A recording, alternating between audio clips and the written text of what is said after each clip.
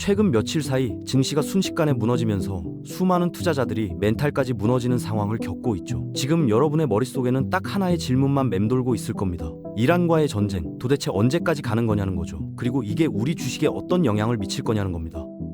하지만 전쟁만 바라보고 있으면 진짜 위험한 부분을 놓치게 됩니다. 사실 이번 폭락의 원인 중 전쟁이 차지하는 비중은 30%도 안 되거든요. 나머지 70%는 완전히 다른 곳에서 터져 나왔습니다. 오늘은 전쟁의 역사적 패턴과 미국과 이란 양측의 속사정을 파헤쳐 보면서 시장이 앞으로 어떻게 움직일지 냉정하게 짚어보겠습니다.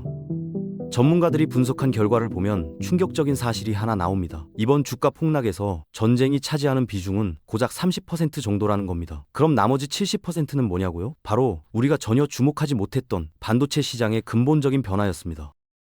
한국 반도체 업계가 지금 엄청난 분기점을 맞이하고 있었거든요. 그런데 이걸 국내 언론은 제대로 보도하지 않았습니다. 사실 저도 이 부분을 미리 경고하려고 했었어요. 시장에 구조적 변화가 오고 있다고 말이죠. 그런데 어땠냐면요. 악플과 비난이 쏟아지면서 상세한 정보를 제때 전달하기가 불가능했던 겁니다.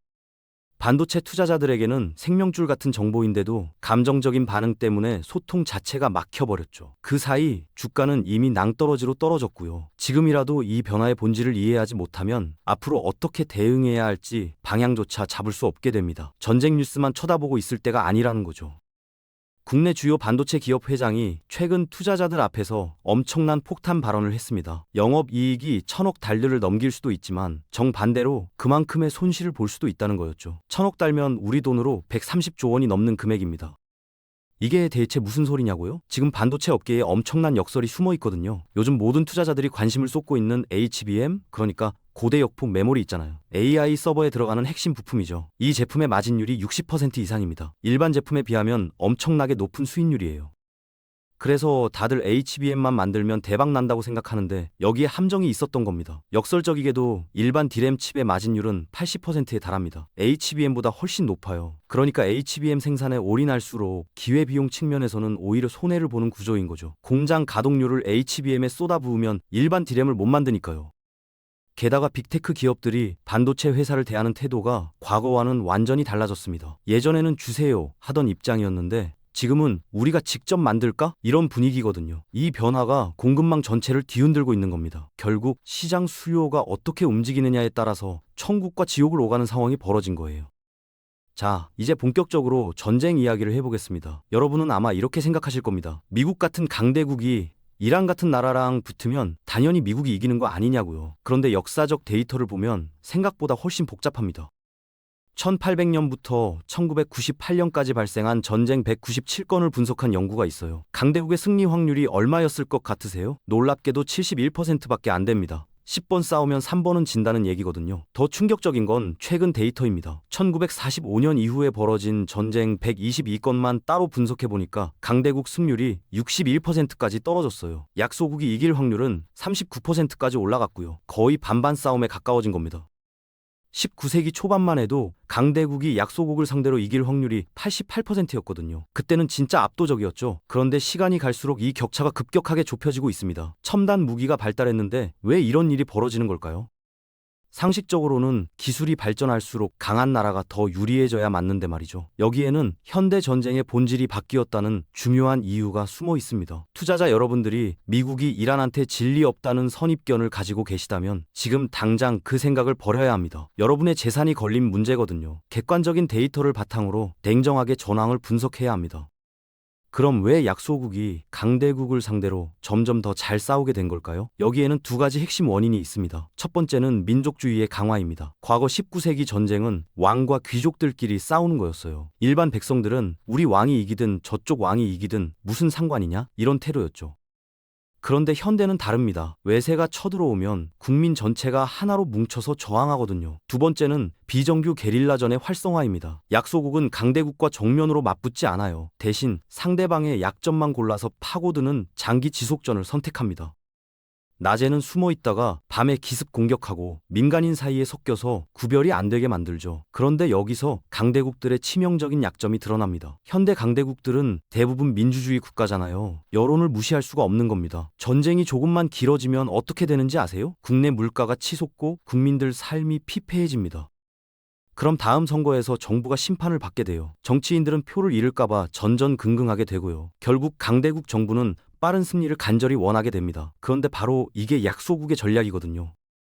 우리는 시간이 많으니까 천천히 가자. 저쪽이 먼저 지쳐서 포기할 거야. 이런 계산인 거죠. 실제로 베트남전, 아프가니스탄전 모두 이 패턴으로 흘러갔습니다. 미국은 전투에서는 계속 이겼지만 결국 여론 때문에 철수했거든요.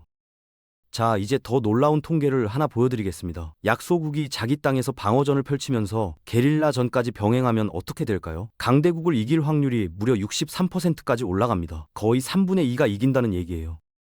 다윗이 골리앗을 이기는 일이 현대전에서는 통계적으로 더 자주 일어난다는 겁니다. 왜 이런 일이 벌어지는지 생각해 보세요. 우선 지형을 손바닥처럼 알고 있잖아요. 어디에 숨고 어디로 도망가고 어디를 공격해야 하는지 다 꿰고 있는 겁니다. 게다가 보급선이 짧아요.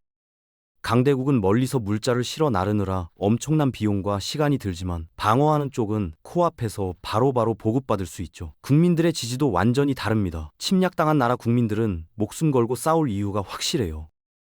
우리 집, 우리 가족을 지켜야 한다는 절박함이 있는 거죠. 반면 침공한 나라 국민들은 왜 우리 아들을 남의 나라 전쟁터에 보내야 하냐며 반발합니다. 이란이 바로 이 유리한 위치에 있어요. 만약 미국이 침공을 감행한다면 이란은 시간을 끌면서 지속전으로 가져갈 겁니다. 그럼 미국 내 정치 체제가 먼저 흔들릴 가능성이 큽니다. 특히 지금은 11월 중간 선거를 앞둔 시점이잖아요. 전쟁이 장기화되면 현 정권의 치명타가 됩니다. 야당은 국민을 전쟁터로 내몰았다며 맹공을 퍼부을 거고 유권자들은 표로 심판할 겁니다. 아이러니하게도 이란 체제를 전복시키려고 침공했다가 오히려 미국에서 정권 교체가 일어나는 부메랑을 맞을 수도 있다는 얘기죠. 그럼 미국이 지상군은 안 보내고 공습만 계속하면 어떻게 될까요? 많은 분들이 요즘 미사일 기술이 얼마나 좋은데 폭격만으로도 충분히 이길 수 있지 않냐? 이렇게 생각하시는데요. 역사는 정반대를 말해줍니다. 2011년 리비아 사태를 한번 볼까요? 나토군이 카다피 정권을 무너뜨리기 위해 7개월 동안 폭격을 퍼부었어요. 횟수가 얼마였는지 아세요? 거의 1만 건에 가까운 대규모 공습이었습니다. 7개월간 하늘에서 미사일과 폭탄을 쏟아부은 거죠. 그런데 카다피 정권이 무너졌나요? 아닙니다. 공습만으로는 끄떡도 안 했어요. 결국 카다피가 무너진 건 현지 무장 반군이 지상전에서 승리했기 때문입니다. 공습은 그냥 반군을 도와주는 지원 사격 역할만 했던 거죠. 1999년 코소보 전쟁도 마찬가지입니다. 나토가 세르비아를 78일 동안 계속 폭격했어요. 결국 세르비아군이 철수하긴 했습니다. 그런데 세르비아 정권 자체는 어떻게 됐냐고요? 아무 일도 없었어요. 통치체제는 온전히 유지됐습니다. 밀로셰비치 대통령은 그대로 자리를 지켰죠. 전쟁사 전문가인 로버트 페이프 교수가 이런 말을 했습니다. 공습만으로 체제 전복에 성공한 사례는 역사상 단 한 번도 없었다고요. 단 한 번도요. 이게 얼마나 중요한 말인지 아시겠어요? 지금 미국이 이란한테 하고 있는 것도 공습 위주의 작전입니다. 그런데 역사적으로 이게 정권 교체로 이어진 적이 없다는 겁니다. 결국 지상군을 투입하지 않는 한 이란 정권을 무너뜨리는 건 거의 불가능하다는 얘기죠. 그럼 어차피 미국이 마음먹으면 지상군 보내서 밀어버리면 되는 거 아니냐 이렇게 생각하실 수도 있는데요. 이란이라는 나라가 어떤 곳인지부터 알아야 합니다. 리비아나 세르비아랑은 차원이 다른 상대거든요.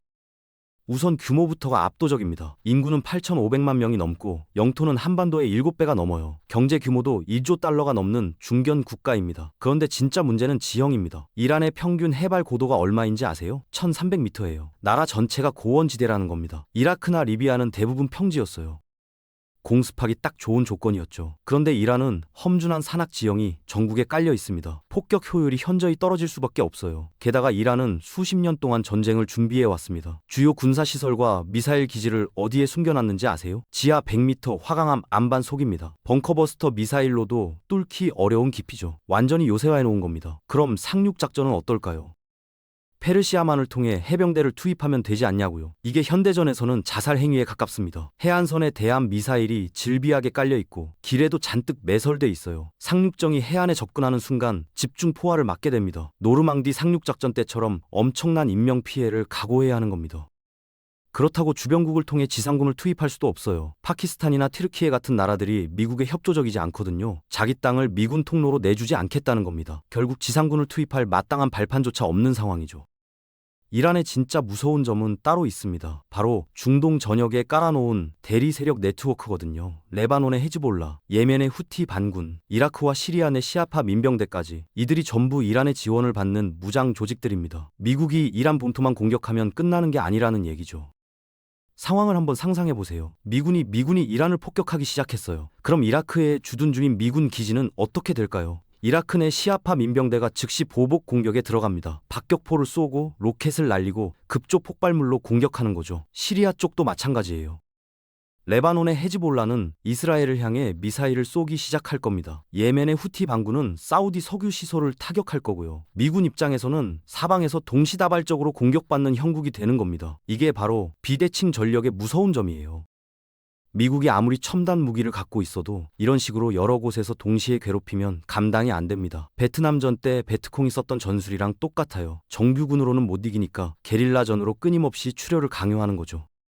미군 병사 한 명이 죽을 때마다 미국 내 여론은 악화됩니다. CNN에서 관덮인 성조기가 나오고 어머니들이 우는 장면이 방송되면 국민들이 들고 일어나요. 우리 아들을 왜 죽였냐고 말이죠. 결국 지상군을 대규모로 투입하는 건 미군 수만 명의 희생을 각오해야 하는 엄청난 도박입니다. 미국 정부로서도 선택하기 매우 어려운 카드인 거죠. 미국이 전쟁을 치르는 데 있어서 또 하나의 큰 문제가 있습니다. 바로 동맹국들의 지지가 예전 같지 않다는 거예요. 1991년 걸프전 때를 한번 떠올려 보세요. 후세인이 쿠웨이트를 침공했을 때 전 세계 34개국이 연합군을 구성해서 미국을 도왔습니다. 2003년 이라크전 때도 마찬가지였고요. 수십 개 나라가 우리도 함께하겠다며 나섰죠. 그런데 지금은 어떻습니까? 완전히 분위기가 다릅니다. 영국부터 봐야죠. 영국은 미국의 가장 든든한 우방 아닙니까? 그런데 초기에는 자국 내 군사 기지를 미군이 사용하는 것조차 불허했어요. 미국이 엄청나게 압박을 넣고 나서야 겨우 방어용으로만 쓰라고 허가했습니다. 그것도 마지못해서 준 거죠. 스페인은 아예 대놓고 거부했어요. 우리 땅에 있는 미군 기지 쓰지 마세요 라고 딱 잘라 말했습니다. 프랑스는 더 직설적이었습니다. 마크롱 대통령이 공개석상에서 뭐라고 했는지 아세요? 이란 공습이 국제법 위반이라고 비난했어요. 동맹국 대통령이 이런 발언을 한다는 게 상상이 되십니까? 왜 이런 일이 벌어지는 걸까요? 유럽 국가들이 이제는 자기 나라 이익을 최우선으로 생각하기 때문입니다. 미국 따라갔다가 우리만 손해보는 거 아니야. 이런 계산을 하는 거죠. 실제로 중동에서 전쟁이 터지면 유럽 경제가 직격탄을 맞습니다.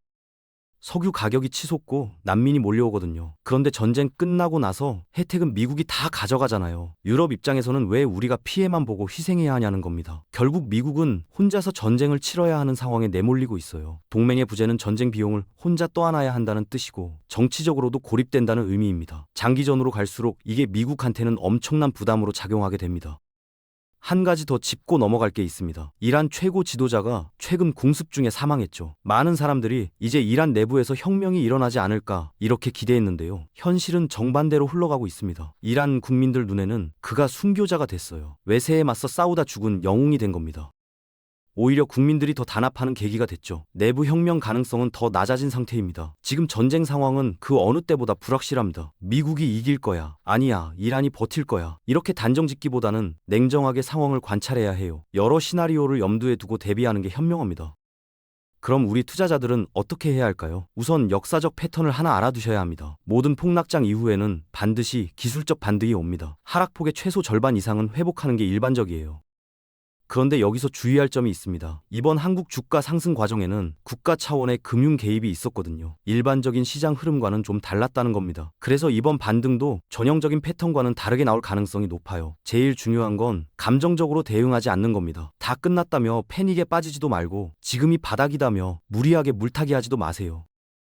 전쟁 리스크가 어느 정도 완화되는 시점이 올 겁니다. 그때가 바로 여러분의 포트폴리오를 재정비할 기회예요. 손절할 건 손절하고 비중 조절할 건 조절하는 거죠. 냉철하게 자신의 재산을 지켜내는 게 지금 가장 중요한 과제입니다. 지금 같은 어려운 시장 상황에서 가장 중요한 건 냉철함을 잃지 않는 겁니다. 여러분의 소중한 재산을 지켜내는 게 최우선 과제예요. 전쟁 뉴스가 쏟아지겠지만 일방적인 보도만 믿지 마세요. 오늘 제가 보여드린 통계와 역사적 데이터를 바탕으로 객관적인 시각을 유지하셔야 합니다. 하락이 깊으면 반드시 회복의 시기가 옵니다. 그런데 저점이 어디인지 맞추려고 애쓰지 마세요. 그보다는 회복 시기가 왔을 때 어떻게 대응할지 전략을 짜는 게 훨씬 중요합니다. 이번 위기를 헤쳐나가려면 시장의 근본적인 변화를 공부하고 준비해야 해요. 앞으로도 계속 분석 내용을 전해드리겠습니다. 여러분 모두 이 어려운 시기를 잘 극복하셔서 소중한 자산 꼭 지켜내시길 바랍니다.